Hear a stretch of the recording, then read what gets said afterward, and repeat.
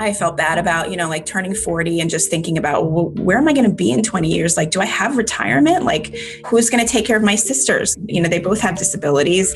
Neither of them are married. And, I just started to feel like, what is my long-term plan? Like at 40, that was the first time I was like, what am I doing? Like, what's my community? What's my support system? How am I going to take care of my family and survive this so that I can live a long life and be happy and comfortable and healthy and all that stuff?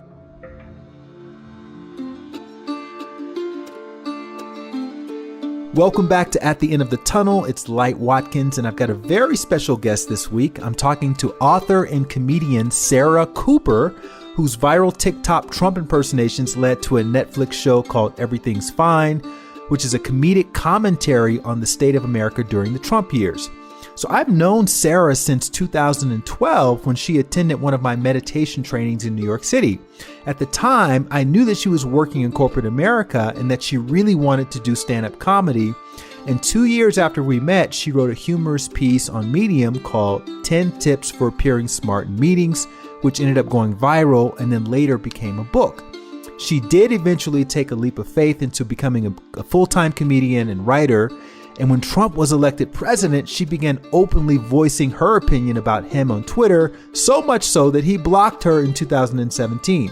However, her career wasn't taking off as fast as she had hoped, and then cut to the beginning of 2020, she's performing stand-up for a crowd of 3 people at a pizza parlor in New York and thinking, I'm in my 40s, if things don't pick up soon, I'm gonna go back to corporate America. One day, she decides to do a Trump impersonation and post it on TikTok. And then the next thing she knows, it gets 1 million views. So she did more, and each one went viral. And then Sarah became a TikTok star. She was profiled in the New York Times and a bunch of other major media outlets. And after Trump would do a news briefing, the media awaited Sarah's TikTok impersonation. And eventually the floodgates opened and she got a ton of opportunities. She got her Netflix show, an agent, and having known Sarah for years, but not really knowing her backstory, it was fun to go back and connect the dots from her upbringing to see how where she started led to where she is now, and how my younger brother actually played a key role in her start as a comedian. Speaking of which, we do speak very openly about some pretty adult topics, so this is probably not the conversation for very young children. We definitely keep it real though. But if you are at a crossroads in your life between sticking with the conventional path and taking a leap of faith in the direction of your purpose or your passion, I think you're going to get a lot of inspiration from hearing Sarah's story in her own words. So without further ado, I'm honored to introduce you to my dear friend, comedian and author, Sarah Cooper. Sarah Cooper, thanks so much for coming on to the podcast. It's been a while. I like to start these conversations off talking about childhood. You weren't born in America. Oh. You were born in Jamaica. Yes, I was born in Jamaica. You said it like you were giving me some information, like you were a doctor. You were not born here. You weren't. Are you an American citizen? I am an American citizen. Is that a requirement for being on your podcast? Did you have to become one later? My parents, who are very conscientious, became citizens after we moved here. And because I was young enough, I was naturalized. Because I know Jamaicans have a very strong cultural affinity and loyalty. And I wasn't sure if you wanted to maintain your Jamaican. I don't know why, but when I moved here, I moved here when I was 3, and I was like, oh no, I'm not going to have an accent. I'm going to speak perfectly, and I'm going to speak like an American. And I was correcting my parents the way that they were speaking. As soon as I could talk, I was like, you're not saying that right. So for whatever reason, I always wanted to fit in. And then when you tell people you're Jamaican, they're like, oh, can you do the accent? No, because I beat it out of myself. Like I refused to do it. And now I wish I could do it. So that's funny. I've heard you try to speak patois and you sound terrible. You sound like me trying to imitate a Jamaican. Okay. So this is how it's going to be. This is how the podcast is going to go. You're just going to put down my accent work. Okay. I get it. But you obviously understand everything, right? I pretty much do. I have gone back to Jamaica and been swindled before because I didn't understand what was going on. So no, I don't. If you have a very, very thick Jamaican accent, it's very hard to understand for me. There's an interesting story about how you all landed in Washington, D.C. Yeah, my grandmother moved here when she was 40, and she left a husband who it just wasn't working out, and she just came here on her own. I mean, this is back in the 70s when, there was no like internet or anything. So she was just applying for jobs like through the mail, and she finally found a job as a housekeeper for this lady in DC, and she wrote a letter and the woman offered her the job, and that's how my grandmother came here. And she came here by herself, and then she brought my dad and she brought my uncle and she brought cousins. I mean, she's really the reason that we're here. And she is Chinese. She was Chinese Jamaican woman, Evelyn Beckford. She died 4 years ago at 99 and a half. Which part of DC did you settle in? Rockville, Maryland. I always say DC, but I mean Maryland. It's kind of DC-ish. Yeah, it's 40 minutes outside of DC. It's a DC suburb. So we were in the suburbs.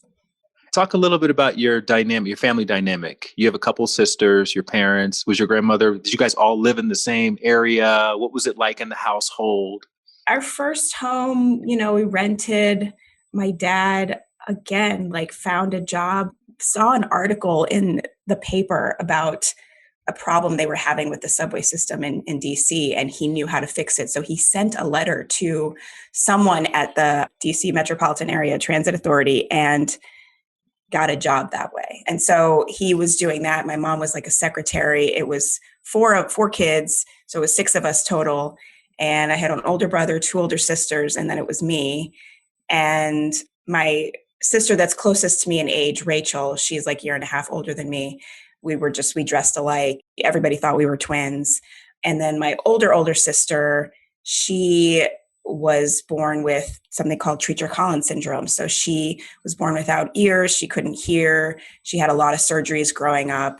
She was in and out of Johns Hopkins, actually. So we were going back and forth to Baltimore. And then my brother just was being a teenager in Rockville. So we were just, I guess it was a little tense just because my mom talks about how in Jamaica, everybody's very communal, and you get here and people are very isolated and they kind of want their own space. And my mom tells me this story about there was a woman who lived next to us and she had a baby, and my mom just thought, oh, she had a baby, I'm going to take my kids to come over and see the baby, and no big deal, my kids want to see the baby. And the woman was like, maybe some other time, you know what I mean? And my mom was like, oh, okay. She just didn't understand the way that Americans sort of function. So I think it was just a lot of that, of my parents trying to figure it out, me and my brother and my sisters trying to figure it out. What was the problem with the subway system that your dad had to be Superman to come in and save? It was something about safety. My dad's an engineer, so I can't tell you specifically what it was, but something with the train track was not working and it was causing small fires, something like that. And my dad knew how to fix it. And who even knows if this, is there a subway in Jamaica in the grill or something? Right. My dad, was an engineer back, but maybe he's embellishing. Maybe this isn't even a true story. I have no idea, but apparently he was able to get a job through and I feel like things happened like that back then, where my parents would be like, before any of this happened, my mom would be like, you know what, you should just call up Jerry Seinfeld and you should tell him that you want to be on Comedians in Cars Getting Coffee. Because in their head, you just talk to someone and you ask them and you get it. And things just don't work like that anymore. But it actually kind of did work like that back then. You just kind of reached out and asked. So yeah, you may want to investigate that story a little bit further before you mention it in other interviews. No, I believe him. I don't know what exactly it was, but I do believe him. So your oldest sister had Treacher-Collins syndrome and she couldn't hear? She's 7 years older than me, so I didn't know. I don't think I really knew her when she couldn't hear by the time I came around and could talk to her. She'd flown to London for surgeries, back to Jamaica. Then we moved to Maryland and she had more surgeries. And so she was able to hear, but her face, if you've ever seen the movie, there's a movie called Wonder. Yeah, I've seen that. Yeah. I mean, that's the same thing. I mean, So really, for me, it was more people just thought she looked different. For me, she just looked like my sister, but she just was bullied and, stared at and laughed at. And it was just really hard for her growing up. Well, I was wondering, did your whole family speak sign language? Was that a thing? No, I mean, Charmaine used sign language and none of us did. I think she read lips and then she, through surgery, was eventually able to hear. So none of us learned sign language. I always wanted to learn, but my sister, she kind of felt like it made her special. So I think, so she just didn't want to teach me, but I learned a little bit. So you and Rachel were closer because you were closer in age. Right. We were closer. Yeah. Thinking back to little Sarah, you're 4 or 5 years old in your house, 4 kids, etc. What was your favorite toy or activity? I liked make believe a lot. Like I remember when I liked coloring. I loved drawing. I won a drawing contest when I was when I was in second grade. So I loved making up stories. I always just loved creating things. I remember a friend said that they had, I don't know where I feel like maybe it was on TV or something. They said something about an imaginary friend. And I was like, oh, wow, I can have an imaginary friend. So I just made up imaginary friends and basically was like a schizophrenic little 8-year-old talking to myself. But I liked playing and making things up and make believe, playing with my dolls, making little stories with my dolls, all that stuff. What did you draw to win that contest? Do you remember? It was brilliant, actually. Because I don't think the drawing was actually that good, but it was a drawing of my teacher. Okay. And I feel like maybe she was one of the judges and she was like, oh, Sarah drew me. Because I remember the drawing and it wasn't that great, but I basically was sitting there. They were like, draw something for the contest. I looked around. I saw my teacher sitting at her desk. I was like, that's what I'm going to draw because it's right there. And so I drew her and it ended up on the cover of the little drawing booklet they put together. Did you go to a big school? Was the competition fierce or was it like a small class? I have no idea. I don't remember. I think I was in my own world. I feel like it was maybe 30 kids in the class and I was just drawing a lot, coloring a lot. And I was teacher pet. So I tried to do everything right.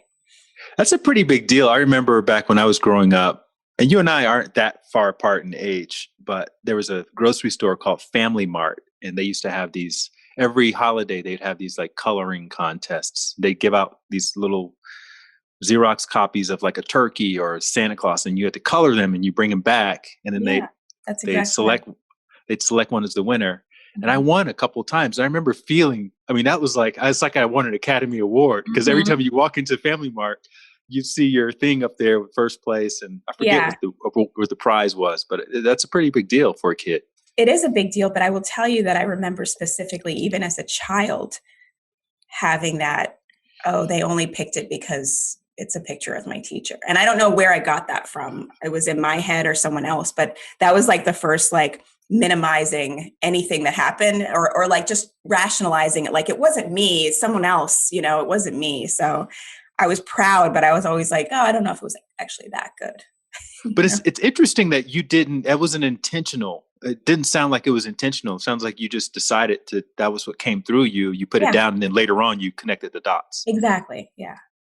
Talk about your family dynamic a little bit. And what I'm really wanting to know is, you guys are Jamaican, so you're in America.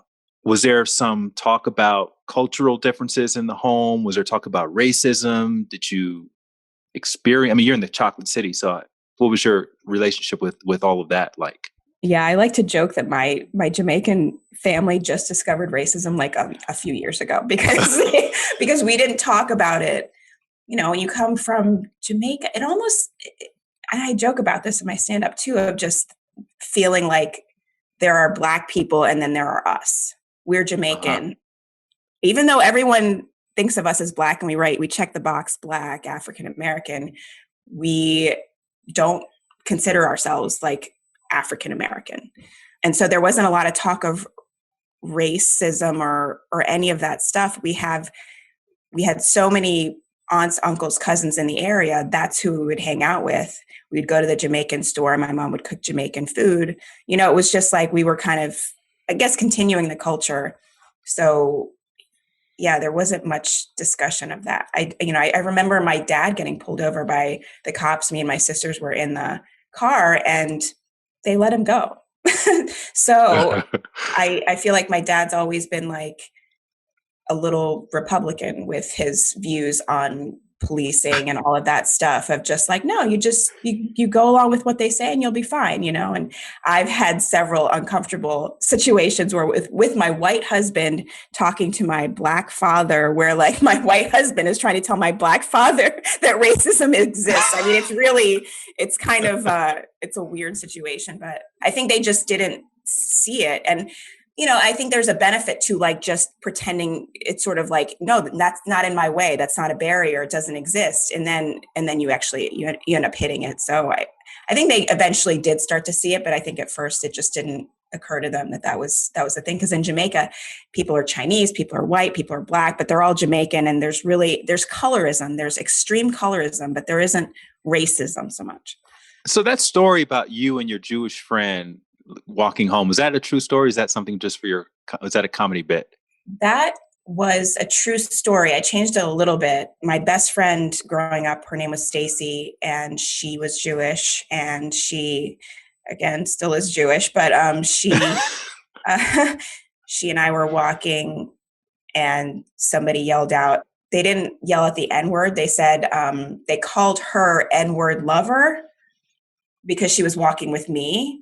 And I was like, I think I turned to her and I said, why did they call me that? You're not black. Like I didn't understand why. I mean, and there was other things like I had a white kid like spit in my face when I was like in 4th grade or something like that. And I talked to my mom about it. And I talked about like getting back at her and my mom saying, well, that's where all this comes from. People retaliating and you do something to me, I'm going to do something to you. And that's why you don't retaliate. And I remember having that conversation with her. What did you want to be when you were a kid, when you were walking home with Stacy? Like, well, in your mind, what did Sarah Cooper, what were you going to be when you grew up? I really wanted to be a singer. What kind of singer? Like, who were you modeling? Whitney Houston. That aspiration. Okay. You wanted to be Whitney Houston. I dressed up as Whitney Houston for 1 year for Halloween. That's what I wanted to be. Yeah, I just loved singing. Was very bad at it, but I loved it. I tried out for chorus 4 years in a row, never made it. And then, I found acting because I think I tried out for a singing part in a musical. I think it was You're a Good Man, Charlie Brown. I didn't get a singing part, but I got the part of Pigpen.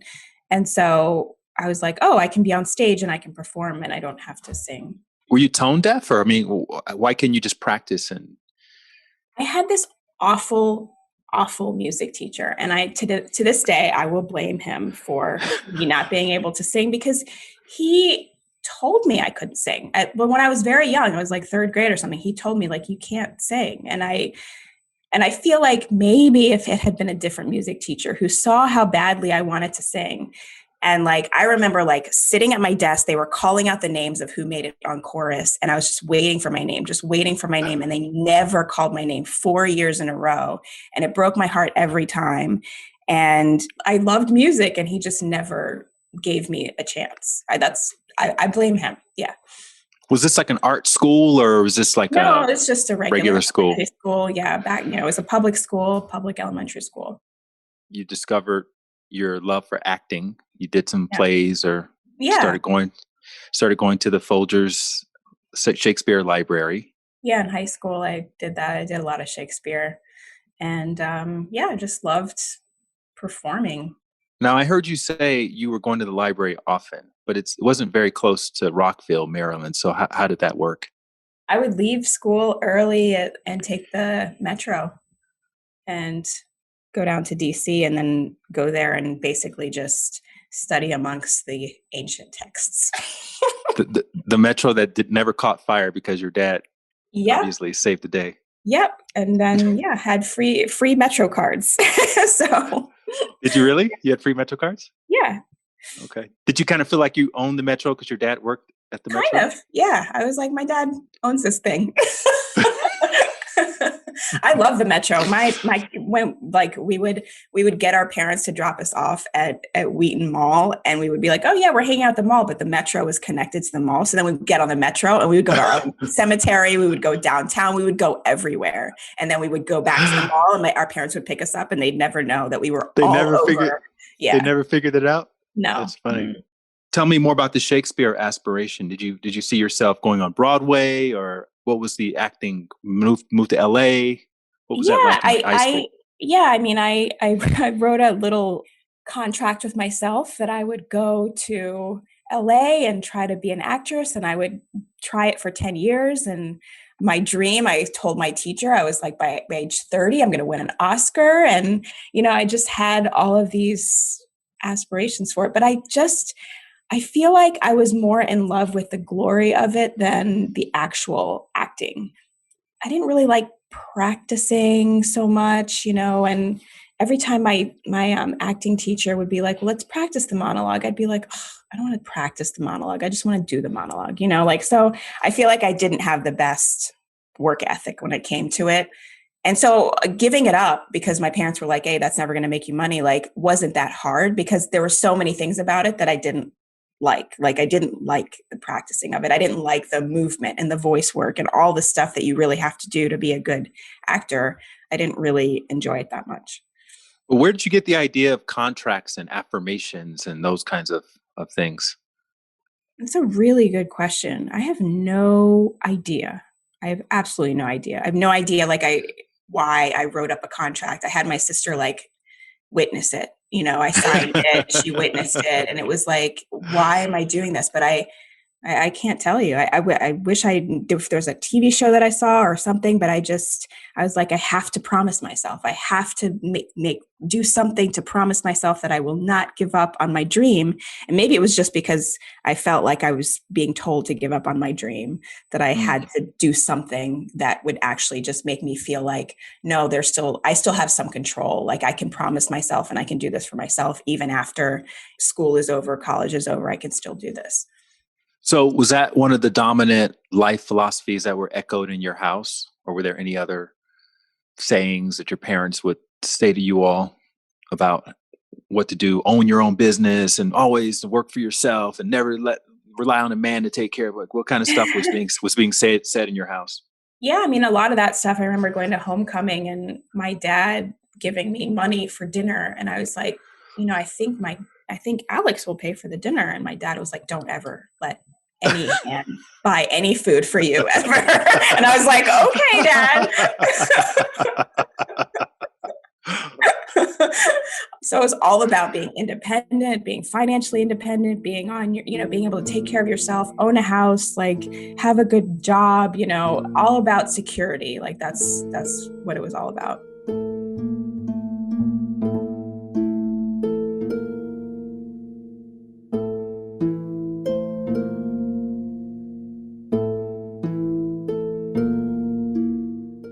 You're in Rockville, Maryland, DC metropolitan area. We know you heard about Howard University, but you chose to go to University of Maryland, College Park. Yeah, wow. I got a scholarship. Okay, but did you apply to Howard? Oh, no. So then that point you just made is a moot point.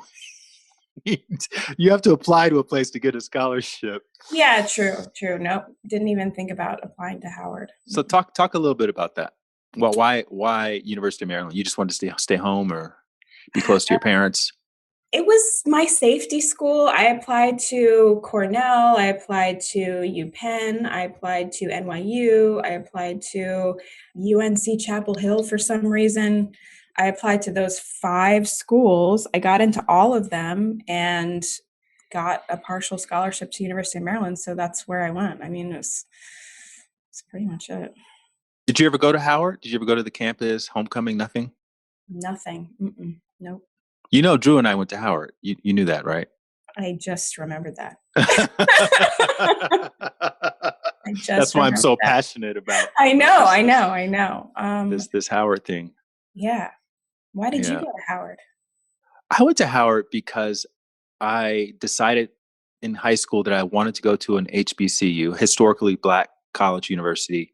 And Howard is like the Harvard of HBCUs. And then I went to DC to visit with my dad for the first time. And I just loved DC. I mean, I was coming from Montgomery, Alabama. So to me, DC was like Shanghai. I mean, it was like the biggest city I'd ever seen in my entire life.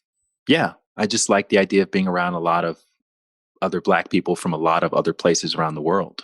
Yeah. And seeing what that experience was like. I was around white people my entire growing up. Like I was always the only Black person in every class, in every like situation. There was Black girls at my high school, but they hated me and they bullied me. And like, it was awkward growing up and being like Black, but then people constantly being like, what are you? What are you? Which is a question I got all the time. And I just never felt like I really belonged. I won't say that I belonged with white people, but I never really felt like I belonged with Black people either. I just felt like I was in some kind of limbo. And I think when I was thinking of applying to schools, I was applying to places that I thought were like prestigious and other people were talking about in my school. No one ever said, why don't you apply to Howard? Like no one ever said that to me. Probably I wouldn't have, because I didn't have a lot of Black friends. I just didn't. Right. If I had a Black friend, they were Jamaican. They were family, probably, Yeah. So you were obviously being teased because you weren't Black enough, or you sound like you're trying to talk white, or whatever people say in school. Yeah, it was some of that. It was like, it was so stupid. It was like, oh, Sarah has good hair. That was the thing. I was like, I had good hair. And so the Black guys were all like really like all about me because I had good hair, which I didn't even know what that meant. And then all the Black girls like hated me because I had good hair, which I didn't know what that meant. So I know what it means now. But so you finished up Maryland 3.5 years with an economics degree? Yep, an economics degree. Yep. What the hell were you going to do with an economics? I have no idea. Literally, I was like a theater major for a little bit, and then my parents were like, you should really do something in business. So then I was going to do theater/business, but then I was like, this is too much work. So I was just like, I'll do business. But then I went over to the business school to like see what that was like, and it was so like schmoozy and like fake and like, I don't know, I just didn't feel like I really liked it. And so then I was like, well, I could do economics, because economics is like the nerdy business. It's like, it's good enough for my dad, but it's not.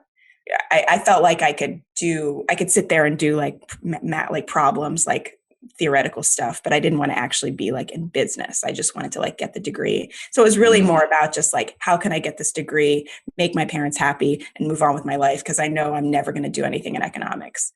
What was your idea of success like back then in college? I think being famous. Being famous. I think I always wanted to be famous. Yeah. I just had this vision of like walking down the street and everybody like knowing who I was. Right. Like I think that was in my head. I was like, I'm going to do something big like that. I didn't know what it was going to be though. But not necessarily for acting, just in general. Like you could be famous for anything. Yeah. I mean, I think in my head, I was going to be like a movie star, and that's what I wanted to do. And it was just this idea of like being a movie star, and then it would like come and go. Like I'd be like, oh, I want to be a movie star. You know what? I just want to have kids and settle down. No, I want to be a movie star. And I just want to like have a normal life. I just kind of went back and forth between those two modes. So what did you discover about yourself through the college years? Now that you're kind of removed from your parents a little bit, from their influence, now you get to see the real Sarah kind of emerging. I don't know. I really didn't know what I was doing. I think I did very well with my classes as, again, a teacher's pet. But again, I was like, looking back, I would say I focused very much on the grade and the outcome. And like, I didn't make as many friends as I could have. I certainly don't keep in touch with people as much as I could have. I was like teacher's pet in the fact that like I was able to do everything on my own. But did I make friends with any of the teachers? Did I stay after class? Did we have like good conversations? No, it was more about just like getting the grade and getting out of there. And I think that was kind of my mode, was just like getting the grade and getting out of there. And then I had a group of friends, and I was dating this guy. we were like pretty serious for a few years, and, you know, we were going to get married, and then it all fell apart because I think I had this, it wasn't my idea of happiness. Like I was like, no, I have to be on my own. I have to be true to myself. I remember that contract I made with myself. I can't settle down. I have to like go. I have to pursue my dream and all this stuff. So I think I just was very self-centered and very like, I didn't really know what was going on around me because I was just like, I felt like I had blinders on basically. And I made a lot of mistakes in terms of relationships. Like I really didn't focus on relationships as much as I wish I would have. It sounds like you're very disciplined. I was very disciplined. Yeah.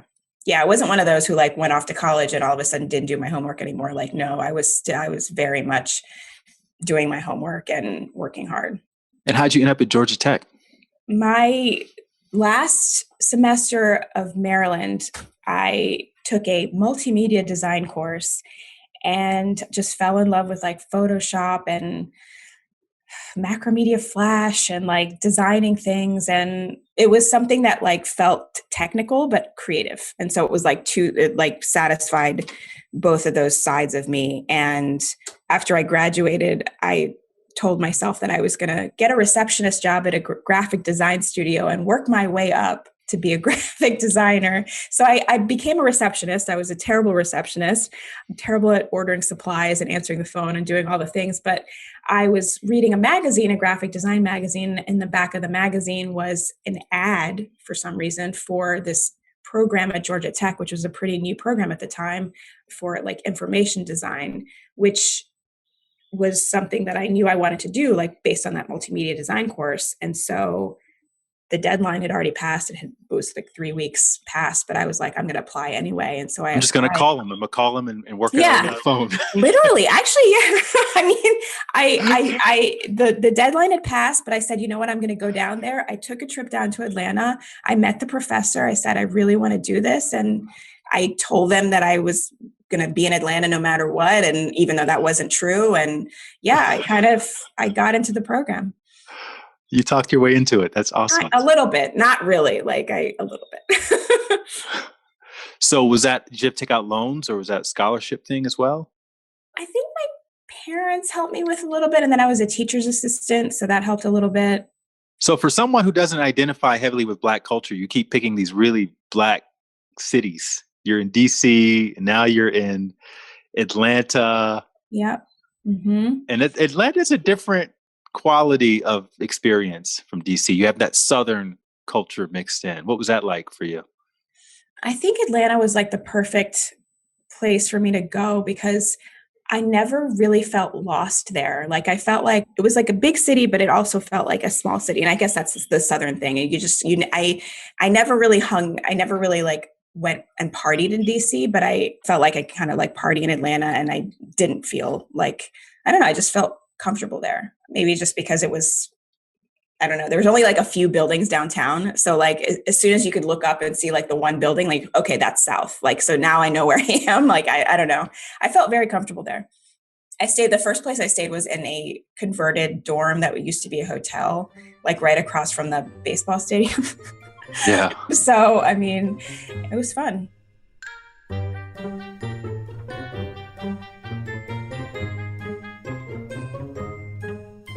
When I lived in New York, I was hanging out with this guy named Artie Fuqua, and he introduced me to this guy named Godfrey, who's a comedian.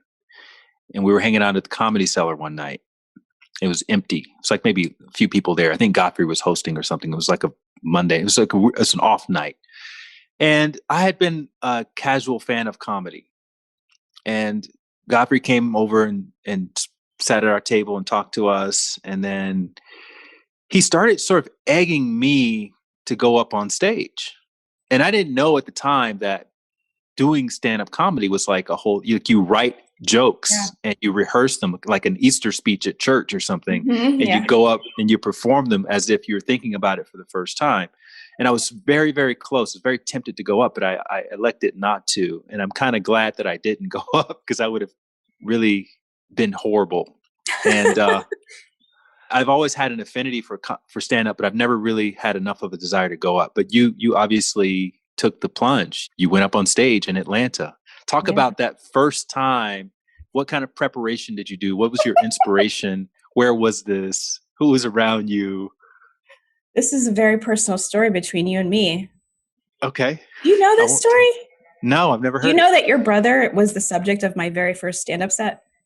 I had no. I was going to ask you. That was my next question: is how'd you meet my brother? But talk. Let's get a twofer. I couldn't remember if I told you this. Did you date Yeah. him or something? Did I not tell you any of this? No, I had no idea. Has he not told you any of this? No, we've never talked Oh about my it. God. Oh my God. I guess the statute of limitations is good, so we can talk about it. I was trying to be an actress again, like doing like graphic design on the side and like trying to act. And I I got a brilliant role as an extra in an ESPN commercial. And is this a casting couch story with my brother as no, not necessarily, but Okay. I was on set as an extra in this house. We're shooting like I want to say a Super Bowl commercial or something, like where like, there's a party and like everybody's hanging out. So anyway, I'm standing there waiting for anything to happen because you're just waiting on these sets. And your brother walks by, and I hope this isn't awkward, but I fell in love with your brother. I was like, that's the most beautiful man I've ever seen in my life. And I was like, oh, I guess he's an actor. But then it turned out he was the director of the commercial. And I don't know what happened, but I ended up going on a date with him. It was like a complete disaster. It wasn't a complete disaster, but like. What is that like to go on a date with Drew Watkins? I have no idea what that would be like. Okay, I'll tell you. I can imagine, but I have no idea what it is. I took him to my favorite restaurant, Houston's. Okay. In Buckhead. In Buckhead. I'm sitting in a booth and Drew's sitting across from me, and above my head is a television with a game on. And most of the date was spent watching him watch the television above my head. It was, for someone who had a little bit of an ego, it didn't feel great. And so, yeah, I mean, it didn't really work out with me and your brother, but I wrote a stand-up bit about it. And how old? You're like 25, 26 at the time? I was actually 30. You wrote this story. You didn't envision yourself going up on stage and delivering this joke anywhere, but then an opportunity obviously presented itself. No, I was trying to act, and I really was like not all my, like I was auditioning, I wasn't getting anywhere, and I wanted to try stand up as a way to get better at acting because I was really finding that I couldn't be myself. And that's really what acting is. You think it's being a character, but it's really more about like being as authentically you as you possibly can, which I still haven't figured out. But I thought if I could get on stage and be myself in front of an audience, that it would help me be a better actor. So I knew I wanted to try stand up. And then I just figured, oh, this is a good story that I could tell on stage. And where was the place to go for someone who wants to try stand up in Atlanta? That was Laughing Skull Lounge on Peachtree, which is like every street is named Peachtree. So right. the main Peachtree. South Peachtree, Northwest. Yeah. So did you walked in the first day, you had to sign your name on some list, or how did it work? Yeah, I got there really early because, I'm an A student. So I got there really early. They were like, do you want to practice before the actual show? And they let me get on stage and I practiced my story. I was talking a mile a minute, and I was like, okay, I need to slow down and I need to get drunk. So then I had like several beers, and then it was just like so fun. Like I actually have the video of it. It was crowded. It was like the owner of Laughing Skull was hosting the mic, and he called my name up. Sarah Cooper is next. And I went up there, shook his hand, and I was really drunk. And yeah. What was the intro? Because normally so-and-so you'll recognize from this TV show or that radio spot. But what was your intro? I mean, my intro was probably first time here at the Laughing Skull Lounge, Sarah Cooper, something like that. Because he'd never seen my name before. So there was a good audience, but everybody on stage was new, Right. Yeah. Well, normally at those situations, people will bring their friends. So their friends will root for them. But then. Yeah, and I had my friend and he was recording for me. And yeah. So how'd it go? I mean, it went really well. I mean, I was drunk, but I really enjoyed it. I was only supposed to do 5 minutes. I think I did like 7. They were like, get off the stage. So I Yeah, think they don't like that very much at the no, no, comedy no, clubs. no. But I really enjoyed it. There are 2 things I learned. And the one was it's so much more fun to make people laugh than to make them cry, which is like Shakespeare is like, make people cry, like drama is like make people cry, cry, cry. And then I was like, oh, actually, no, I like making people laugh, which is true to who I am as a person. Mm. I hate making people cry. Like that's the worst feeling in the world. So like I really found that. And then I just found that I liked writing my own lines. I liked dressing as myself. I liked telling my own stories. So I think those are the 2 things that I discovered. So it sounds like you had a little bit of beginner's luck in the sense Oh that you yeah. were brand new at this thing. What did you do well that you didn't even realize you did well that first time? I responded to the audience. I Mm. think that's probably a mistake that the first time you go up, it's natural to just be like, let me say what I have to say and go. But I took my time. People were like, yelling stuff and I responded. I think I was just comfortable in that way. Mm. Yeah. And were you working at Yahoo at this point, or were you still at Georgia Tech? I was freelancing at this point. I had left Yahoo. I moved to Atlanta twice. So like I'd left Atlanta, I moved back to Atlanta and I was like freelancing.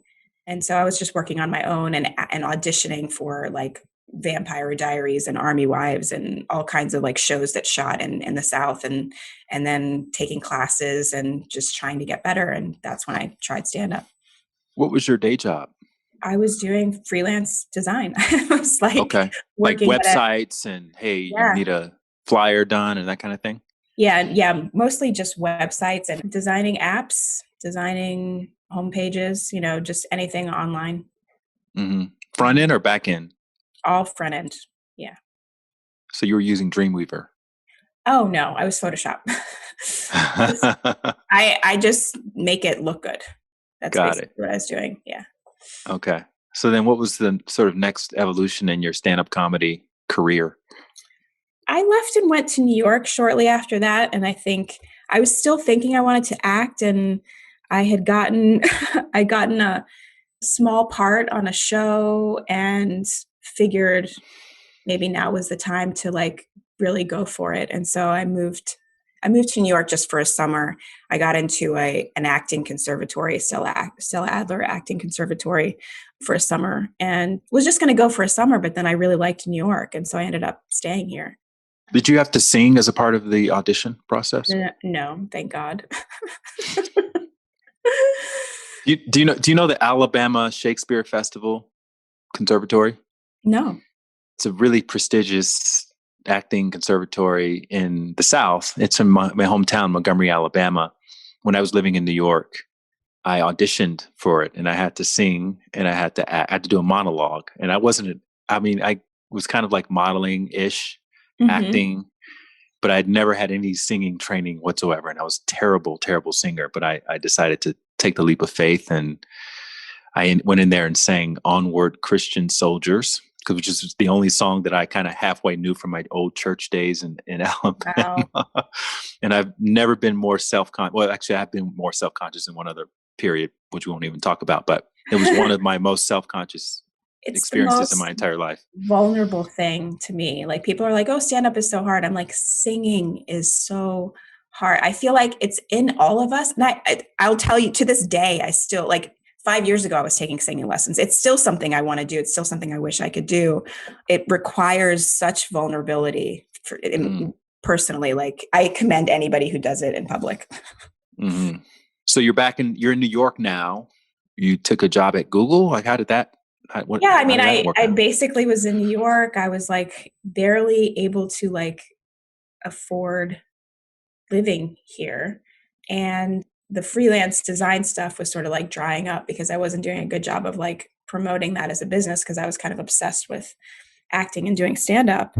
And so I got to a point where I was like in a lot of credit card debt, $20,000 in credit card debt, and just wanted to stay in New York and just figured the only way I could stay was to get a job. And I had a friend who I went to Georgia Tech with, who was working at Google here in New York. And she said, do you want to apply for a job here? And I said, yeah, I do. And so I applied. And it was like a very bittersweet thing, because I was like giving up on my dream yet again. But at the same time, like I really didn't have a choice at that point if I wanted to stay in New York. It's interesting because now you're like a stand-up comedian working in the office, right? Even Right. though Google is a lot more progressive, and probably Yahoo is as well. And the thing about that I've observed about comedians is that they're very observant people. Like they notice everything that most people just don't even realize. And you started keeping this little notebook Mm-hmm. when Yeah, you I were always at kind of. Yahoo, Mm-hmm. Yep, I was like always writing things down. Yeah. making these little notes about these oddities that you would see in these conference rooms and meetings and stuff. What was Yeah. the first? Do you remember the first note you sort of doodled about your observations, your weird observations? I think the Venn diagram was the first one, and then the percent someone like translating percentages into fractions was like the second one.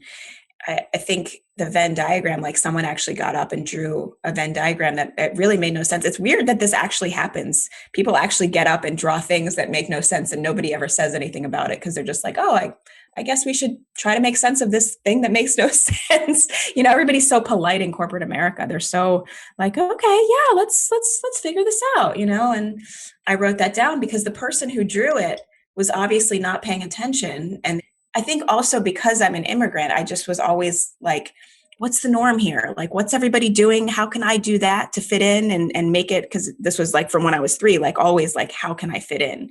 And so I think in corporate America, a lot of my notes were like, this is what people are doing. This is what I can do maybe to like fit in. Even when I worked at an ad agency, I was noticing like my creative director would walk around and he would always have like this look on his face like he was never impressed with anything. And I thought of that as like an act. I was like, oh, maybe he's just pretending to not be impressed so he can get more work out of us, I was always just noticing things like that. And I think, yeah, the Venn diagram and then I never did anything with them.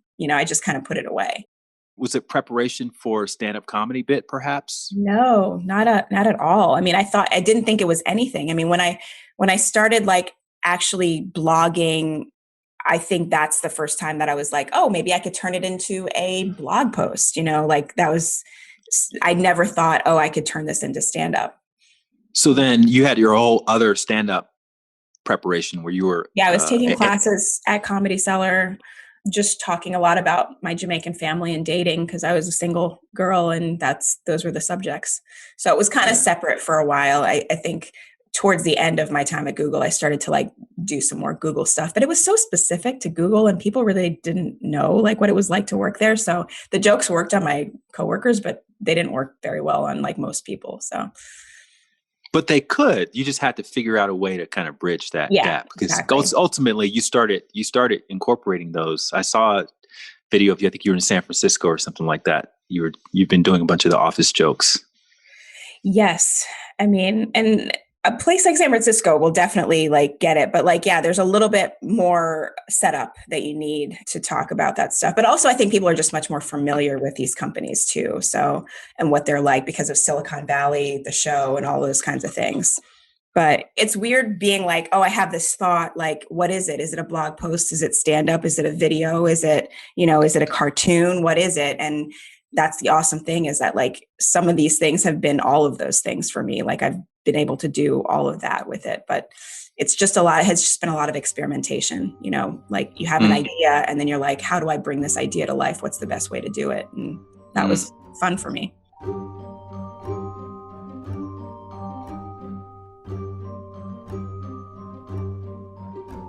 At this point, we're 2012. You and I cross paths. I'm in New York teaching meditation, and I guess since you're in a relationship with my ex, with No, I was never. Since you were in an imaginary relationship with imaginary. Sure, let's call it that. Talk to me about your path to meditation. Does Drew listen to this, by the way? No, he doesn't listen to it. Because I feel really bad. Well, it was weird because I don't know how I found out about your meditation practice. I think it must have been through Facebook, and maybe it was because I was connected to Drew that I saw it. I do remember you mentioning to me that you knew my brother and that's how you found me. But what inspired you to even look at meditation? Or were you following me on Facebook or something and then I posted a meditation? Like, were you even thinking about meditation outside of that? I honestly feel like I'm so influenced by other people that have like success that I want. And so I feel like I probably was somebody who I admired talked about meditation. And I'm not sure who it was, but I think that's what happened. And I was like, that's what made me want to try it. And so you came, you learned the meditation, you start meditating. Yeah, I was meditating in the nap pods at Google. There's this like library on our floor, and in the back of the library was this shelf, and if you push the shelf the door would open and there was like this hidden place where you could like hang out, and I would meditate in the morning and the afternoon 20 minutes after I took your session. Okay, so how did that inform your trajectory? I think it helped me just sort of accept things more. I think that it was like I was bored at work sometimes. I was frustrated. There were other things I wanted to do with my life. And I think meditating helped me take it in instead of forcing things as much as I had been. I feel like that's kind of what happened. It was just something that I did, and it helped me be just more present at work. And I wasn't sitting there like, oh, let me try to come up with jokes. I was really just trying to like be in touch with whatever that inner thing is. I was trying to like just get in touch with that.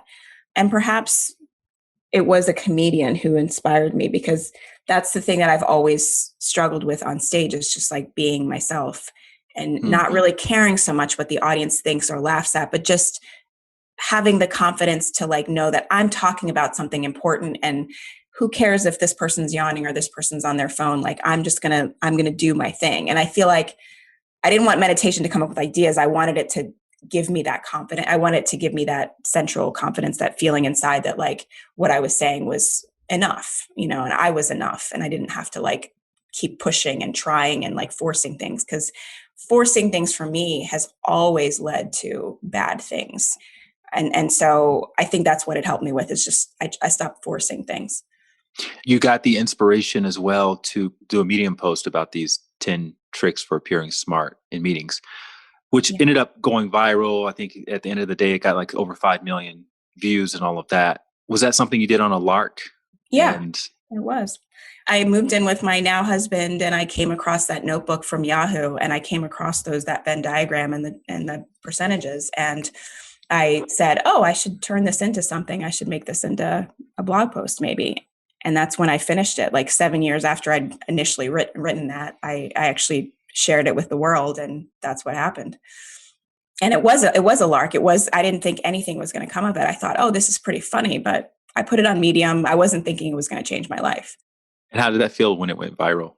It was really exciting. It was like July 4th. It was around July 4th of 2014. And Jeff and I were like on vacation. And I just remember like my phone blowing up, and it was just so exciting. And that was the first time I'd gone viral doing anything. And so I loved it. I just loved seeing people share it. I loved seeing people talk about it. I loved seeing people comment on it. I loved it all. It was great. Were you obsessed? Were you checking it every like 10 Oh yeah, seconds? I was obsessed. I was like trying to like everybody's comment, just like on Twitter or whatever. And then Jeff built this like add-on that would like automatically like all of the things that I wanted to like for me. And then like my Twitter shut down because of it, because it was like, I don't know, whatever. But like we were both like really excited about it. So now you're thinking to yourself, okay, maybe this is it. Maybe this is the time to take the leap of faith, leave Google. Yeah. I mean, I discovered an audience of people that like loved what I wrote, and I'd never had that before.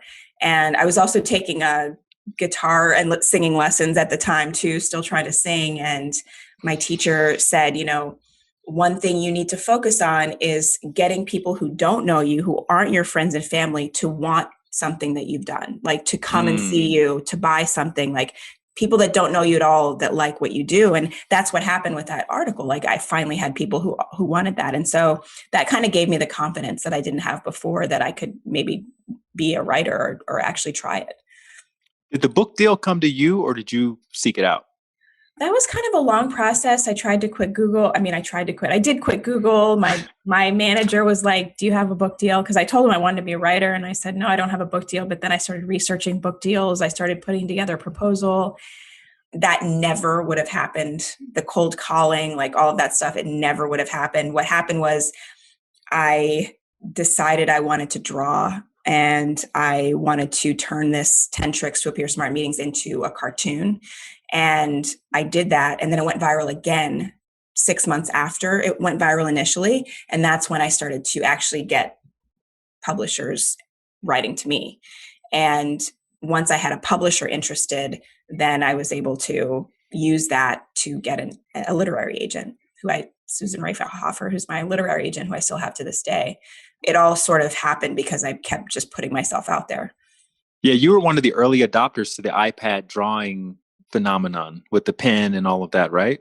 Yeah, I had like Jeff got me a little Wacom tablet, and I didn't know how to draw freehand. So I started tracing stock photos. And because I knew Photoshop and everything, it was pretty easy for me to figure out how to trace it and turn it into like, a JPEG and put it online and stuff. And it worked really well because it was so cheesy, and like the articles are just kind of a cheesy article. So speaking of putting stuff out there for people who don't know you, I'm sure that's the moment where you start getting bad reviews and people who don't necessarily get what you're trying to do and all of that. How are you with that? Not great. I mean, negative comments, it's like positive comments wash over me. Negative comments I bury in my heart, in my mind, and I remember them constantly. I don't know why, but I remember like a newsletter. I put out a newsletter and like got like negative comments on it and negative comments on my YouTube videos. And the thing that I thought was fun was like people not understanding that it was satire and being like, why are you trying to appear smart meetings? You should just be smart. And I was like, that's the joke. But that was kind of funny. I kind of like when people don't get it. But when the book came out and like people started like shitting on the book, like that was hard because I was really proud of it. And I was really proud of myself for writing it and putting it out there. But then when you have people saying it's not good, I just start to doubt myself. I'm like, oh, I thought it was good, but I guess I'm wrong. Like I guess that's the thought that comes in your head. So like, that's the hardest thing about putting yourself out there is like the people that are just so mean, and people can be really mean. Yeah. Yeah. Well, particularly if what you're doing hasn't really gotten traction, yeah, it can definitely cause you to doubt yourself. But I feel like in my own experience, like I've put out a few books now, or a couple books. I have a third one coming out. You have 3 or 4 books and a coloring book and all this stuff. Like you get to a point where you just like, it just washes over. I had a book, had negative reviews. I moved on. I wrote the next book, thought there was going to be so many negative reviews. It's almost weird when you have like, you want a bunch of attention, you want it to be a bestseller, but then you just get some negative reviews, you get some positive reviews. It doesn't become a bestseller and people just kind of forget about it. It's almost worse than you just had like, if everyone just hated it and talked about it so much, because then you're just like, I worked so hard on this and like, it just was a blip. Like nobody, like I really thought like being an author and putting out a book, like I thought I was going to be a millionaire. Like I thought I was going to change my life. I thought I would get to that thing, and it didn't happen. It was just so sort of anticlimactic.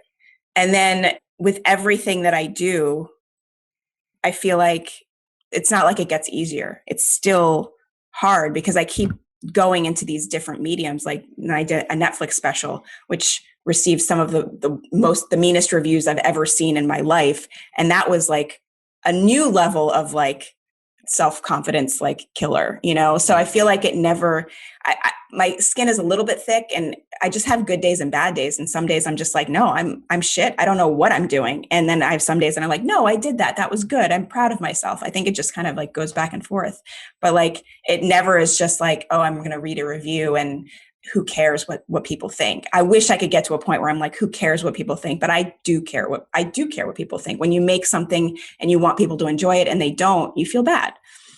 Right. That's probably why Trump blocked you in 2017, because he felt like he was making something that was good and you didn't necessarily like it. Trump and I have a lot in common. Yeah, we do. What did you say that made him made Donald I, Trump block you in I 2017? I literally just said that he wasn't fit for office. I mean, it was just a nothing tweet of just like Donald Trump is not fit for office. And I think it was just because it was starting to get likes and retweets that he saw it and then he blocked me. It was crazy. And I went to I remember going to his Twitter feed and it was just like, Donald Trump has blocked you. And I was like, what? The president has blocked me? That's so weird. That's kind of like a badge of honor, though, huh? It was. I mean, I did that on stage. I said the president blocked me and I got cheers. People were Right. happy. Yeah. You were an avid Twitter user at the Yeah, I've time. been for a long time. You had kind of given yourself a deadline for this comedy thing to kind of take off. Yeah, I was hoping in the beginning of 2020 to have like a late night set because I just felt like, why have I been working on stand up for like 8 years now, on and off, and I don't have anything like a real accomplishment with it to show. And so I just felt like that was my goal, get on late night, do a late night set. And if it didn't happen in 2020, then I was just going to maybe go back to Google. Were there any uncomfortable conversations with your husband during this time? Like, hey, I'm not really making as much money as I was before when I was working at Google when we got married. And now I'm trying to do like, was he obviously very supportive of? He was like really supportive. I mean, he was like, it's fine. It's no big deal. I think maybe, I don't know if this is old school, but he kind of likes being the breadwinner. He kind of likes taking care of me. So he kind of liked that role. So he never really felt like, why isn't Sarah pulling her weight? He was always like, oh, it's okay. You know, I'm supporting you. But my mom was like, he's going to leave you, you know, because I don't cook either. So my parents would be like, so wait, he brings home the bacon and then he also has to cook the bacon. Like he does everything, you know? And I felt bad about that.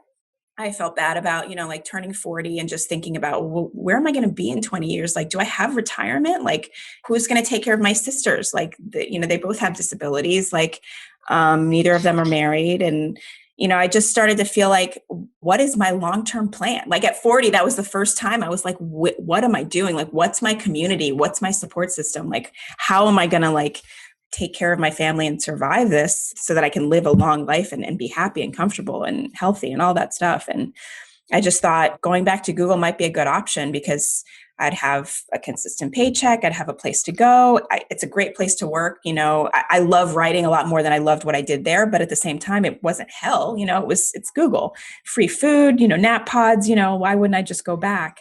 And I told Jeff that, and he was like, no, you're not going to go back. I think we had that conversation pretty much every year. I was like, maybe I'll go back to Google. And no, you're not going to go back. So I always thought of it as an option to go back.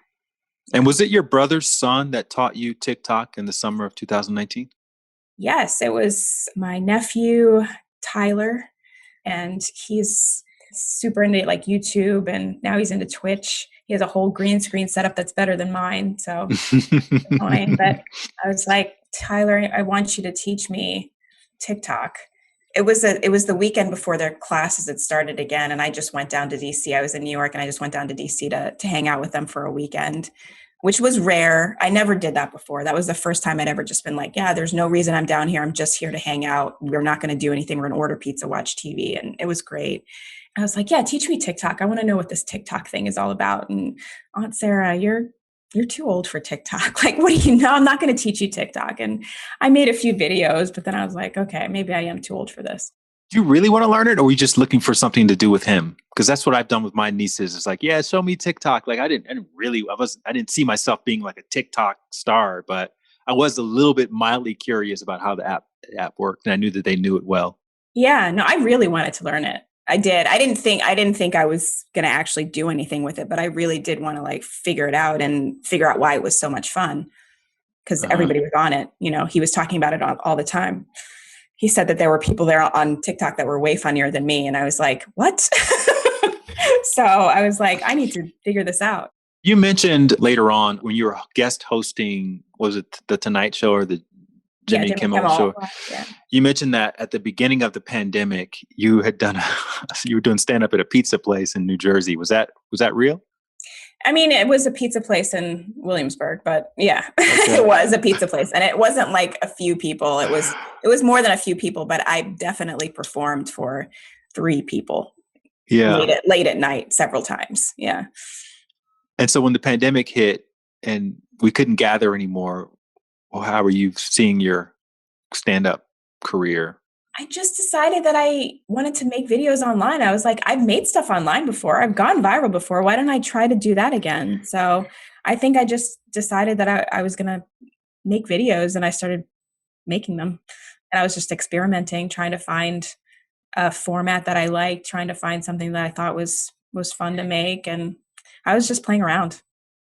I've written before about how when people like do things that are noteworthy or remarkable, they end up retelling the story of that first time they did it. And that day, like they woke up and, you had no idea this was going to be the day that is going to sort of launch this new thing. What was that day like for you where you did your first Trump impersonation on TikTok? How long did that take? What was the lead up to it? The very first one, very bored. Trump had just given a talk where he was just talking about, literally he was listing companies, and he was just like listing all these companies that supported him. And I was like, this is so stupid. So like I grabbed the audio and I was just like, I don't remember the names of the companies, but they were just like so stupid. And I was just, I made the video, I shared it. People were like, oh, this is funny. It didn't go viral, but it was fun to make. And it just felt like a stupid thing to do. Like it was just out of boredom, total boredom. And also like frustration with the fact that we have a president who's just listing off names of companies and wasting our time during a pandemic. He was really under your skin. I mean, he's under a lot of people's skin, but you reached out to me once. I remember you'd emailed me because I think you wanted some perspective or you wanted a suggestion about something. I've been struggling with the political climate. I want to stay engaged, but being exposed to anything Trump does makes me so angry. I fall completely apart. This was on January of 2017. This is probably right before he blocked you. Yeah. Yeah. This was before he was even inaugurated. Yeah. So we went back and forth on a few emails just to kind of talk about the sort of, I guess, meditation perspective on all of this. It's interesting that the thing you finally you went viral for. The thing I was trying to avoid. Right. So what about the video that you went viral on? Do you have any idea that was a possibility or was going to happen? Or were you thinking that? No, I was like, I'd given up kind of like doing the lip syncs because I think other people had started to do it. And so I was in the mode, that email, I was in that mode again. I told Jeff, I was like, I don't want to watch any more of these daily briefings because they're so frustrating and they make me so angry. But Jeff was convinced that at any moment Trump was actually going to say the N-word. And so he was like watching everything he said because he wanted to be there when it happened. And so he was watching them pretty religiously. And he saw the clip where he was talking about, I think Jeff actually saw it live where he was talking about putting Lysol into your veins and all that stuff. And he was like, Sarah, I know you don't want to see this, but you have to see this. Like, you have to watch this. This is crazy. This is absolutely bonkers what he said. And so I listened to it. I just thought it was so funny because I saw in my head like taking like a thing like with the spray bottle and like putting it in your veins. I saw that and I was like, that's hysterical. Like, it's crazy what he's saying right now. And people are just like being quiet. Not a single person is getting up and being like, what the hell are you talking about? No one. Right. And so I was just like, I have to make something with this because it's just so ridiculous. Which is kind of like what happened with the Venn diagram. Like, no one was saying anything. Right. Exactly. No one is pointing out how like completely ridiculous this is. And I had to point it out. Yeah. So what was the process? Did you have to like go on YouTube, convert the video into audio, upload that to TikTok, rehearse it 1,000 times? Like, what did you do to get it? Yeah. I mean, I'd been playing around with TikTok a lot at that point. So I knew how to grab the audio, put it on TikTok, use the audio with my video that I wanted to make on top of the audio. And yeah, grabbed my blue blazer for some reason, not even sure why, and just started making it. I had a little tripod and I just put the tripod up on like the kitchen counter and just played it over and over and over again until I got the lip syncing as close as possible. And you had multiple cuts too, which makes it way more engaging for the viewer. Mm-hmm. Was that Yeah. something that was conscious? Because I'm sure maybe the first version was just you staring straight into the camera, right? No, because of the lip syncing, it's really hard to do a long take of lip syncing. So that's Mm, why that's almost it helps in that way because you have to edit because it's like I've only memorized this much. So I'm just going to do this like 6 seconds and then I'm going to do another 6 seconds and I'm going to do another 6 seconds. And so that really drove the editing like it a lot. It's just my inability to memorize large chunks, you know. hmm. And so was that kind of like the old 10 things to be smarter meeting days when they went viral and you started looking at it every 10 seconds and Yeah. people sharing it and just going crazy and all of that? Yeah, it was really awesome. My favorite is the people who have been following me. I had about 60,000 followers at the time, and I had people who had been following me for a while from the book and all that stuff. And I posted it, and I think one of the people who had been following me for a while said, "Not bad." Like literally commented, "Not bad." I thought it was okay. Like they were just like whatever about it, and Right. then it went crazy viral, and I was like, "Not bad." You thought it was not bad, you know? So yeah, it really took off. A few weeks later, I did another one. I think when 10 Tricks went viral, I tried to recreate that. It was very hard. I never did it.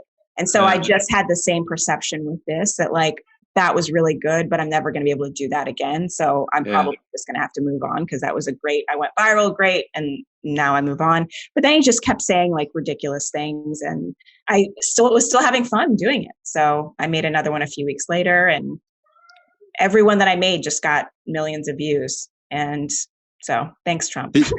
Did you feel pressure doing any of them, or you kind of At felt like you first, were you're more confident doing this at, than anything else? at first, I didn't feel any pressure. It was just like me alone making them.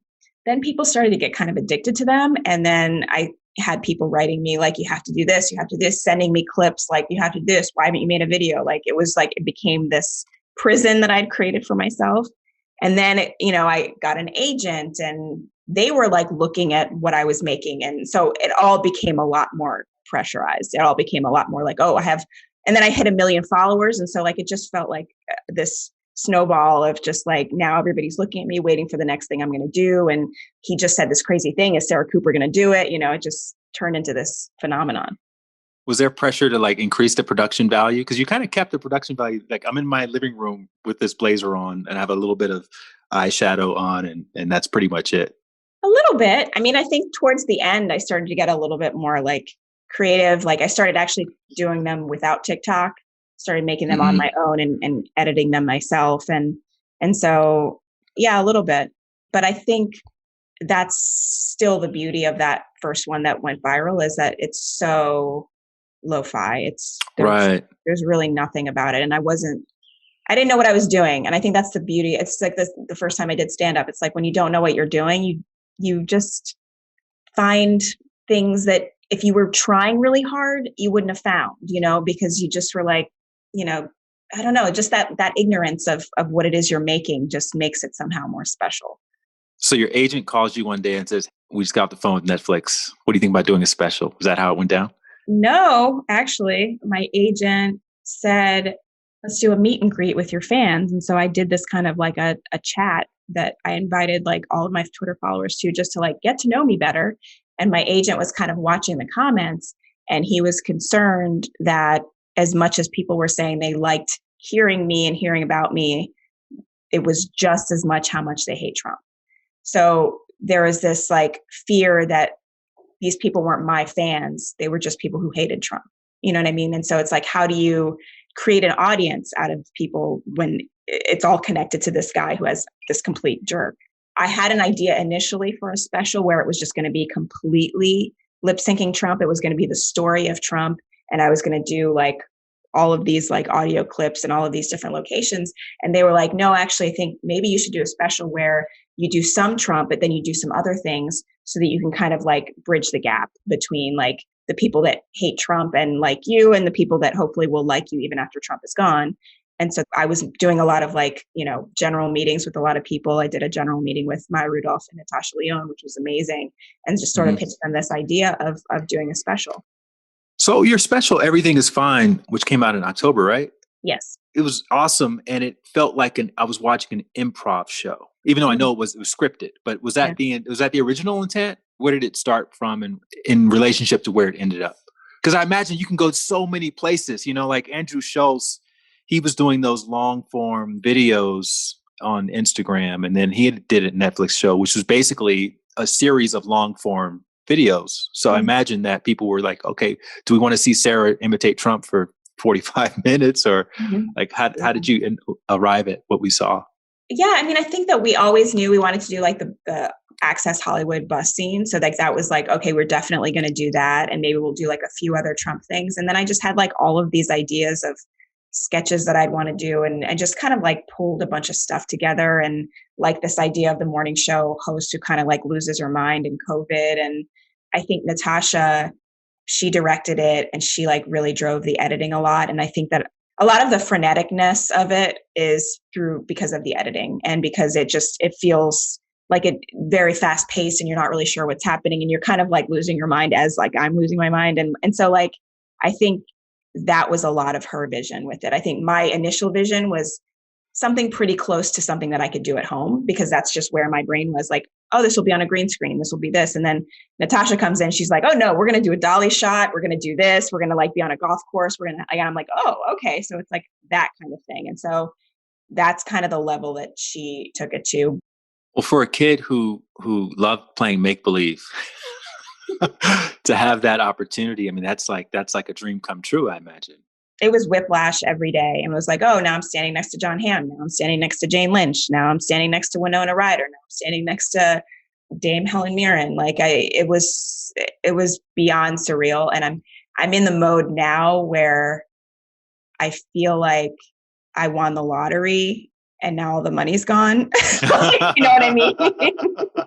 It was like this amazing burst of just everything you could ever possibly want. All these people you want to work with, everything you could ever possibly want to do. And now it's like, okay, so like now what, But it's also, what's ironic, it's also tied to your nemesis, the person that prompted you to reach out to your meditation teacher to talk you off the ledge. Yeah. Is the reason why you have all this fame and specials and whatnot. I do want to mention one thing about that. You had a writer's room for your writer's room. Like when I wrote my first book for myself, I got to write whatever I wanted to write, format it however I wanted to format it. It was mine through and through from beginning to end. When I wrote my first book for my publisher, they had all these ideas. This is how the publishing industry works. This is what sells. This is what people want to read, blah, blah, blah. So you get hit with all that, and you don't know because it's your first time working on that level. So you kind of give them a benefit of the doubt. But then later on, maybe you discover, well, actually my instincts were kind of not off completely. They were actually kind of correct. What was your experience like doing those? Because you did skits on your own back in 2013 and 14, which were pretty good. And now you're working with the big boys and you have your own instincts. What was your experience with that when they're trying to ram these ideas down your throat? It was really difficult because I think, a lot of it was my just inexperience in terms of like knowing what my taste is and knowing what tone I wanted to hit, and just not having any experience on a set like that where like Natasha calls it number one on the call sheet, which means like if I'm not there, it doesn't happen. And there's 60 people, they're all wearing badges. The badges all say Sarah Cooper, and it's just like, it's all on you. And so like I had a writer's room and I had a good idea of what I wanted to do, but then things weren't really working. When you write for yourself, it's like, it should feel very natural. And I was reading things that just were like, oh no, that's not exactly my taste. That's not exactly what I like. That's not exactly what makes me laugh. And so after a first 3 weeks of that, then there was like another writer's room with Natasha, like really like, was like, well, let's get some new writers in and let's do another like session and like really hone in on like what the tone is that you really like. And we have a similar sense of humor. So she got it. She totally got it. But I think I drove a lot of people crazy is basically what I'm saying. But when I got on set, I think there was a lot of that of just, there's so much technology when you get on set. There's all these cameras. There's all of this crew, lighting, sound, all of this stuff going on. And so you really do feel like let them do what they know how to do, because I really don't know what's going on. So I just learned a ton. I just learned so much about how a director works with the cinematographer, and how, like, a lot of these scenes, like the scene with Ben Stiller, like he shot that separately, and then I shot my part, and then I had an earpiece and the earpiece wasn't working. And so there's a lot of that sort of thing that had to be worked out. And so I just learned so much. I learned so much about myself. And I will say, the one thing to your point is that I do think something was lost with the bigness of the production, because I think there is something very charming about not a lot of costumes, not a lot of set, not a lot of anything. And so if I could go back, I probably would have scaled it back a little bit. I would have been like, no, actually my taste is very simple. It's not a lot of things going on. But at the same time, it was just awesome to be able to like come up with a Karen on set who like just totally matched trying to get into my apartment in San Francisco, and a woman being like, do you live here? And like being a morning show host and being like, do you work here? Like, do you belong here? And always feeling like there was always someone like, do you belong here? And being able to bring that to life within weeks, like having the idea, then bringing it to life, then putting it out. It was just really awesome. It was just an awesome experience. And now you're kind of known for, I guess, because you were imitating Trump and you did sketches about Karens. Now you're known as like this kind of woke person, right? Plus, you're pretty prolific on Twitter about your opinions about all those things. But you're turning your books now into television shows. You're going to go back and bring some of that into your office stuff? Yeah, I mean, How to Be Successful Without Hurting Men's Feelings. The title is pretty, it like kind of says it all. And it's so fascinating because like I have a Facebook group that's just a private group where I just like share ideas, and my friends and family, like 50 very close friends and family, like just give me feedback. And I remember coming up with like How to Be Successful Without Hurting Men's Feelings. And everyone was like, oh my God, that's great. And then to have it be a book, and now to have it be like hopefully a television show, is amazing. But I think the thing that's really cool about it is being able to create characters and then have characters have different perspectives. Because that's how I've always felt. Like I felt like I could always like see another side. I could see a point of view. I could see where people are coming from. And then being able to tell a story where like, yeah, I experienced this microaggression. Somebody said, oh, we need you to do this because we need diversity. And a person being like, that's okay. I guess that's fine. And then having someone else being like, no, that's actually really offensive. You're not here for diversity. You're here because you're smart. And having someone else be like, well, yeah, but you don't want this to define you. Like having all of those different perspectives is just really exciting, because I think that's what has been missing sort of for me, is like being able to say like, there's no one right way to deal with racism or microaggressions or sexism. We all experience it and we all deal with it in different ways. And let's just talk about it, and let's just share how we deal with it, and share maybe how we can deal with it better next time. Let's just be more aware of it. And so that's what's really exciting for me about like bringing that to life, like with characters and stories. I love that. Last couple of questions for you. You're in your 40s now. You've had your experience of fame, which is what you dreamt about as a child. How are you thinking about success these days? You caught me at a weird point where my mom is like, you were fine before the fame, you'll be fine after. My sister's like, you're always going to be able to do something else. It'll be great. But there's this part of me that's just like, oh my God, what if that was it? And so I feel like right now success is proving that wasn't it. Success for me right now is showing that there is a lot more that I can do, and there's a lot more that I can say, and there's a lot more that I can make and share. And so I always put pressure on myself, but right now there's like this extra pressure of just like, I always feel like I have something to prove, but now I really feel like I have something to prove. I feel like I have to prove that I'm more than my Trump impression. Now that Trump is gone, what happens with your TikToks? It was like a season of a show, and the show's been canceled. That's how I look at it. All right. And then last question. If you were going to give your 19-year-old self any life advice, what would you tell young Sarah? I would say, stop focusing so much on trying to meet a man. I spent way too much time trying to meet a man. I wasted so much time on dating sites. I wasted so much time. I mean, I guess it eventually all worked out, but I really wish I had focused a lot more on like figuring out who I am versus like figuring out how I can get into a relationship. Love that.